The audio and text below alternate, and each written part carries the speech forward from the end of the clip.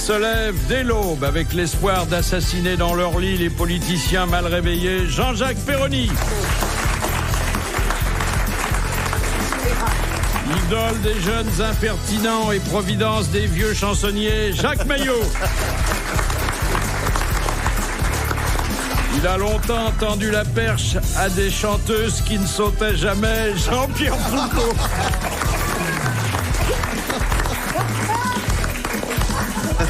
Fils spirituel de Scapin et du capitaine Fracasse, Francis Perrin.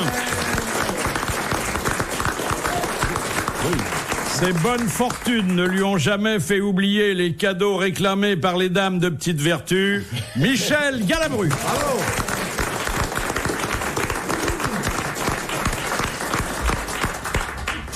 Vous avez vu que notre amie Margaret, pas Thatcher, la princesse, la sœur de la reine, a fait sa première réapparition publique depuis son dernier accident de santé. Elle est en petite voiture. Hein. Elle est en petite voiture. Oui, ça c'est triste. Tant que c'est pas Jean Alési qui conduit, ça va. Alors moi, non, c'est pas sympa. C'est un bon pilote, Alési. Très très bon pilote. Il en a fait travailler des garagistes. Moi, j'ai couché dans le lit de la reine d'Angleterre. Avec elle Non, malheureusement, elle n'était pas là, mais à l'hôtel, c'est ce que j'en ai conclu. C'est à l'hôtel la Carcassonne, le fameux hôtel là, très beau. Ah oui. Eh bien, quand on m'a demandé de l'autographe, j'ai dit que j'avais couché peut-être dans le lit de la reine d'Angleterre, parce qu'elle avait couché là. Hein? J'ai dû coucher dans son lit. Vous avez changé les draps. Je ne réponds pas à ça. Et si ça se trouve, on a dit à ceux qui vous ont succédé qui couchaient dans le lit où avait couché Michel Galabru. Je crois que ça a moins quand même de gloire que la reine d'Angleterre. Mais dans cet hôtel, les couples les plus fameux sont venus. Donc tous ces lits respirent encore, si je puis dire, de la gloire, de souvenirs extraordinaires. Okay. Hein? Qu'est-ce que tu veux dire, toi, en faisant ça? Il est en train de nous expliquer par geste que la reine d'Angleterre pète au lit. Voilà. Oh, c'est dégueulasse. Mais ça devait lui arriver.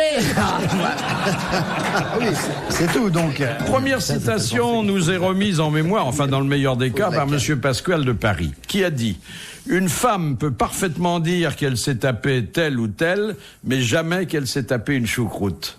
C'est vrai, ça fait vulgaire. C'est vrai. C'est une personne de notre temps. Alors bon. C'est une femme? Une femme. Louise de Villemorin? Non, de notre temps, mais qui vit toujours. Françoise Giroud? Non. Françoise Malin-Joris. Sagan. Françoise Sagan, oui. Françoise Sagan. Françoise Sagan. Voilà. Bonne réponse de Michel Galabru. Qui souvent dit des choses comme ça, très fines, mais d'une façon très simple. Hein. Puis on comprend tout ce qu'elle dit, c'est très agréable. Elle est très drôle. Hein. J'ai tourné un film avec elle. C'est dommage qu'elle... Un seul film, elle était très drôle. Hein. Imagine que Françoise Sagan et Michel Rocard est un enfant. Alors là...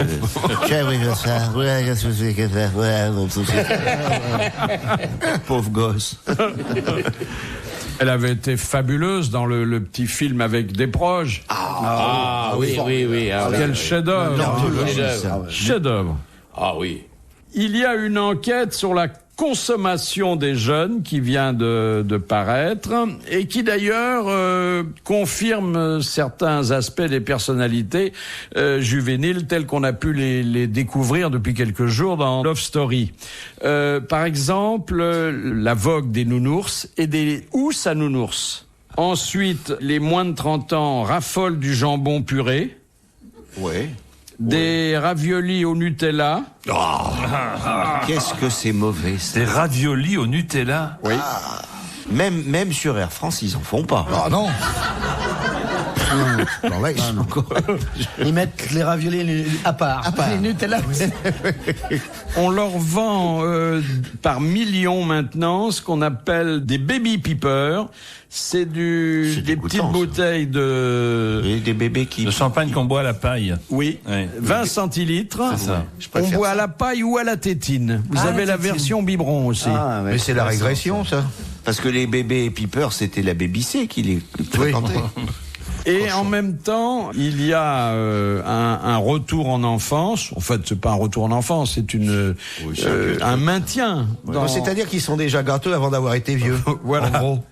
Ce qui est fait n'est plus à faire. Ouais, Ils adorent, paraît-il, Chantal Goya, Rita Zaraï et Patrick Juvet. 3 femmes. Oui. Non, Paris Casara. Ah si. Une vieille fée, une fausse blonde et... C'est vrai que Ricard... Une vieille fée, une fausse blonde et une ancienne militaire. Rita Zaraï est une ancienne militaire. Ah oui, oui. C'est vrai. Sergent. T'es sergent. Sergent. Ouais. Quand je pense qu'il y en a qu'on servi sous Rita Zaraï. Drôle, là. Oh, ils ont le cul comme une soupière maintenant. La reine de la cuvette, vous vous rappelez? Ouais. Alors, vous vous souvenez de la définition de Kersozon à propos de Rita Zaraï? Non. C'est la seule femme qui a été capable de transformer des légumes en autant de viande. C'est drôle. Mais ça, c'est méchant. Ouais. Oui, mais c'est drôle.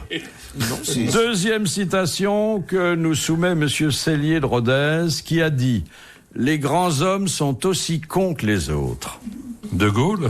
C'est De Gaulle. Bonne réponse de Jean-Pierre Foucault. C'est De Gaulle. Qui avait quand même beaucoup d'humour, hein. Oui, oui. Beaucoup. Et on n'avait pas besoin de lui prêter des bons mots. Non. Hein. Et on sentait bien que Tante Yvonne se régalait, hein. Ouais. Ah. Bah au moins avec les bons mots. Oui, absolument. Le reste, la pauvre femme, je Il n'y crois. a jamais rien eu sur la vie sexuelle de Gaulle. Non. Et ça, Non, c'est non. étrange. Et il a tout dû de même, s'en- il fallait bien qu'il fasse quelque chose, parce que un homme est bien obligé quand même, à un moment donné, si on ne le ponctionne pas, et tout le temps sur Yvonne pendant 60 ans, me paraît une résistance énorme. Enfin, Justement, il sans est vouloir entré être dans la méchant. résistance avant de... Parce que Madame de Gaulle, Yvonne était très prude. Elle s'était offusquée de ces dames qui patrouillaient autour de la Madeleine. Vous le savez, ça. Alors, de Gaulle, lui, ne pouvait pas, comme moi, se faufiler dans les rues pour aller trouver quelques douces courtisanes. On l'aurait tout de suite vu, Oui, ça, tout j'ai... de suite remarqué. Oui. Vous Parce non. que toi, on ne te Toi, remarque on pas. remarque pas. Non, bon, ça va. Enfin, tu passes inaperçu, non, ça, je vais le croire. Non, enfin, je suis pas connu comme de Gaulle, quand même. Faut pas charrier. Je passe très tranquillement. Sauf dans les quartiers chauds. Louche, là où je suis repéré, oui. Là, il est très connu. Mais De Gaulle à Londres, c'est lui qui a lancé les séjours linguistiques en 40. Oui. Il est parti là-bas, puis à nous les petites anglaises, il a bien, parce qu'il est parti tout seul, elle l'a Ah, au rejoint qu'après. départ, il était tout seul. Il était tout seul. Il avait même, je crois, un chauffeur femme. Oui. Ah, bah voyez. Voilà. Ça y Alors, est, voilà. Oui. Et il lançait son appel tous les 18 juin et il paraît que... Il roulait l'appel du 18 juin. Ouais. Vous connaissez l'anecdote à la Comédie Française de Gaulle? Tout le monde la connaît, on la Dans connaît. les toilettes. Hein? Dans les toilettes. Dans les toilettes? Bah, racontez-la quand même. Oh, tu sais, ils avaient assisté à une comédie, je crois, de Claudel, et il y avait Pompidou et De Gaulle qui vont aux toilettes, dans ces casiers. Et je crois que Pompidou dit à De Gaulle, « Belle pièce, mon général !» Et De Gaulle répond, « Regardez devant vous, Pompidou !» Les grosses têtes dans la nuit des temps. Sur RTL, de 4h à 4h30. Question de Monsieur Rapin. Comment Catherine de Médicis appelait-elle son sexe? Ah Gaston. oui, le... Non. Non. Elle le comparait à un animal, je vous dis tout de suite. Ma chatte. Non. Marmotte. Non. Ma belette. Non. Ma fouine. Non. Ma Mon fouine. renard. Non. Mon petit lapin. Non. Non, ma lapine. Mon castor à cause de la queue. Non. Non. Mon rat. Quand elle venait de se faire épiler, mon hérisson. Ma souris. Mon hérisson. Voilà. Bonne réponse de Jean-Jacques Perroni. C'était mon hérisson. Exact. C'est bah, joli dis donc. quand même. Hein. Ah, une femme qui avait du piquant. Voilà. Je raconte pas, ça devait faire velcro. Hein.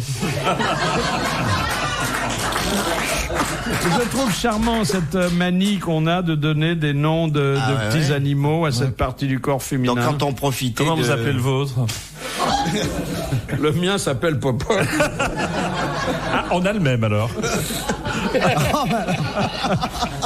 Et vous faites comme Stéphanie, vous l'emmenez au cirque de temps en temps?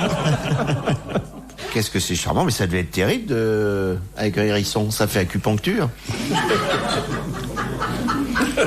Moi j'aurais eu peur. Hein. Ah là là. Ça pique. Ouf. C'est le hérisson myope qui descend d'une brosse à cheveux en disant tout le monde peut se tromper, excusez-moi madame. Et vous, comment vous appelez le sexe féminin, monsieur Michel? Le sexe féminin, comment je l'appelle? Je l'appelle pas d'abord, il vient tout seul.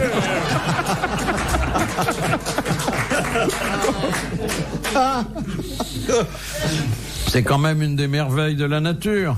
Oui, enfin c'est un gouffre à pognon.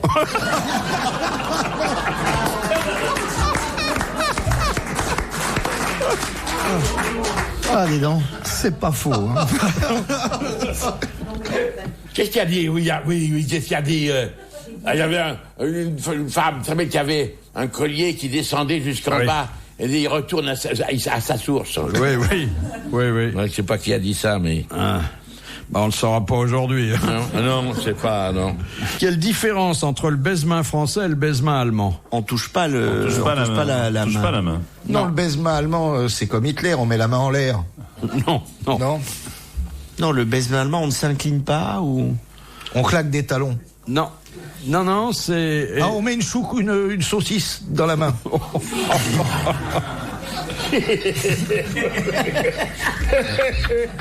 D'un côté comme de l'autre, on ne doit pas toucher la main. Il n'y a pas de baise-main allemand? Si. Mais en principe, Jean-Pierre, qui connaît bien les bons usages, la meilleure façon, si on ne connaît pas très bien la dame, ce qui est généralement le cas, c'est de mimer le baiser, peut-être de faire entendre un léger bruit, mais sans jamais toucher la main. Sans jamais toucher la main. Ouais. Ou une grande tape dans le dos. Moi, je me souviens que dans ce studio ici, quand je présentais RTL Non-Stop, j'avais ainsi provoqué une rencontre pour la première fois entre Georgette Lemaire, la chanteuse, et le duc de Lévis-Mirepoix, qui était un duc authentique, un historien, un académicien français, et il s'était penché sur sa main et il lui avait fait un baise-main, et elle avait dit en direct: pourquoi qu'il me lèche, ce vieux? Elle était charmante, Georgette. Oui. Très, très... Après, mon oncle, quand il baisait la main des dames, il levait la patte arrière. Elle a d'ailleurs été au Conseil économique et social à la suite de ça. Grâce à moi. Un petit arrêt sur son, comme nous avons pris l'habitude de le dire. C'était il y a un bon moment, et Sim contait ce jour-là une histoire du terroir, comme nous les aimons bien. C'est un paysan qui va voir le médecin. Il dit: docteur, ça va pas du tout, parce que j'ai une érection maintenant qui m'arrive en plein milieu quand je suis dans le champ, là, ça dresse, et puis l'offre, ça retombe tout de suite. J'ai même pas le temps d'aller chez moi, allez, si je vais faire. Et le paysan lui dit: écoutez, c'est bien simple, vous avez qu'à faire venir votre femme. Puisque vous êtes chasseur, vous emportez votre fusil, et dès que vous avez votre petit canon qui se redresse, vous prenez le vrai fusil et vous tirez un coup en l'air. Et comme ça, votre femme arrive, envoyez la gorge, et il emmène son fusil, et ça marche bien, il a une petite érection, bon, il tire, la bonne femme arrive, bang, impeccable. Et puis, 3 semaines après, il rencontre le médecin lui dit: alors, ça va? Et il dit: oui, ça va bien, à chaque fois que j'avais l'élection, je tirais un coup de fusil en l'air et ma femme arrivait comme une folle. Mais alors, depuis l'ouverture de la chasse, je l'ai plus du tout revue. Philippe Bouvard sur RTL, 4h, 4h30, les grosses têtes dans la nuit des temps. Retrouvons les grosses têtes dans la nuit des temps du 4 juin 2001 et Philippe Bouvard dans son compartiment pour messieurs seuls, entouré de Jean-Jacques Perroni, de Jacques Maillot, de Jean-Pierre Foucault, de Francis Perrin et de Michel Galabru. Au bout du fil, en pyjama, dans ses pantoufles, Jean Dutour. Bonjour Jean. Moi je suis très propre, hein. Oui. En pyjama, avec pantoufles, oui, c'est vrai. Oui. On dirait que vous m'aviez vu. Mais fermez le devant du pyjama parce que des fois ça passe. Oh là là. Vous connaissez le mot de Fontenelle? Oui, je l'ai cité l'autre jour. Mon histoire n'est plus une histoire, c'est devenu une fable. Il y a le proverbe berrichon aussi, il faut toujours laisser la fenêtre ouverte quand il y a un mort dans la maison. Ouais, ça c'est pas très gentil. Hein. Non. Je retire ça. Non, elle est bien, elle est pas bien. très gentil, là, vraiment. Vraiment, je crois que je vais plus vous téléphoner pour entendre des choses pareilles, merci. Alors, Monsieur Ramon vous propose une première question. Oui. Que fait un individu qui se met en l'état? Comment est-ce que vous écrivez ça? En, plus loin, L', et État. T-A-T. Je me mets en l'état, je me mets en... Comme je devrais être. Non, il n'y a rien de sexuel là-dedans. On voit tout de suite. Pas tout de suite, je vous laisse un moment. J'ai jamais entendu cette expression-là. Je m'habille de façon... Oui, je viens comme je suis, quoi. Selon la circonstance. Alors, je vais vous donner, parce que bon, vous êtes jeune, un peu paumé, je me sens assez ému. Je vais vous donner quand même une indication. C'est une formule que les chroniqueurs judiciaires emploient avant un procès. Mettre en l'état, c'est-à-dire rapporter les faits? Non. Là, j'ai été jusqu'au bout de l'aide que je pouvais vous apporter. Ça nous a bien aidé, tiens. Le type est arrêté, il est en... Comment dirais-je? Alors... Il est en l'état... c'est-à-dire... En état d'arrestation, c'est ça? Il est arrêté, menottes. comment on appelle ça? Les menottes quand Il est arrêté à la barre. Non, il est pas... Il est soupçonné, mais non. Il est en l'état, c'est-à-dire qu'il est dans l'état. Il est dans un sale état, puisqu'il est accusé. Dans l'état. Dans la merde, il est dans un triste état. Triste état, il est arrêté, et on le met en l'état. C'est-à-dire Il est en garde à vue. Il est à l'espèce de garde Il à se vue. rend, en fait, à la justice, se mettre en Le état. dossier. Il se rend à la justice, c'est-à-dire... Le dossier de l'inculpé. Non. Alors, attendez, allez plus loin, Jean-Pierre Foucault. Il se rend à la justice, c'est-à-dire qu'il arrive, il sait qu'il n'en sortira pas. C'est pas tout à fait ça. C'est l'histoire de la présomption d'innocence, non? Non, ça existait bien avant. Écoutez, ça n'était pas loin, mais c'est pas tout à fait ça. C'est une formule qu'on a vu encore employée au moment du procès de Maurice Papon. Un individu qui se met en l'état est un individu qui, à la veille de son procès, se constitue prisonnier. D'accord. Voilà, donc il couche à la prison. Et le lendemain, il est dans le prétoire. Ça ne vous disait rien, Monsieur Dutour? Rien du tout. Bon, écoutez, juste retour des choses d'ici-bas, on vous aura appris quelque chose, mais depuis 20 ans, c'est vous qui nous en apprenez. Oui. Ça me sera utile quand je serai inculpé de quelque chose. Je me dépêcherai de ne pas me mettre en état. Bon, en tout cas, on vous dit, Jean Dutour, merci. Jean Dutour, on vous aime bien. Et Jean Dutour, revenez quand vous voulez. Vous serez toujours chez vous parmi les grosses têtes. Retrouvez les grosses têtes dans la nuit des temps sur RTL.fr.